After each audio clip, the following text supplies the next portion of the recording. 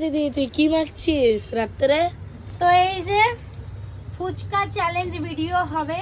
আসলে একজন কমেন্ট করেছে যে তুমি ফুচকা চ্যালেঞ্জ ভিডিও বানাও, আর একজন কমেন্ট করেছে তুমি বউ সেজে ঘুরে বেড়াও। সেই ভিডিওটা আমি পরে করব, তার আগে ফুচকা চ্যালেঞ্জ করব। পরে বলতে এই ভিডিওতে আর হবে না, সেটা প্রথমে ফুচকা চ্যালেঞ্জ, তারপরে পিঙ্ক খাবারের চ্যালেঞ্জ ভিডিও, তারপরে বউ সেজে ঘুরে বেড়াবো রাস্তায় রাস্তায়।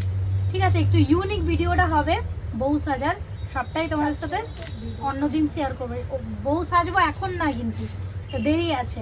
তো এখন এই যে ফুচকা বানাবো, আমরা 3 বোন আছি, মা বাবা ভাই সবাই আছে, 6 জন মেম্বার, ঠাকুমাকে ধরে 7 জন। কিন্তু ঠাকুমা তো ফুচকা খায় না, তার জন্য আমরা 6 জন খাবো।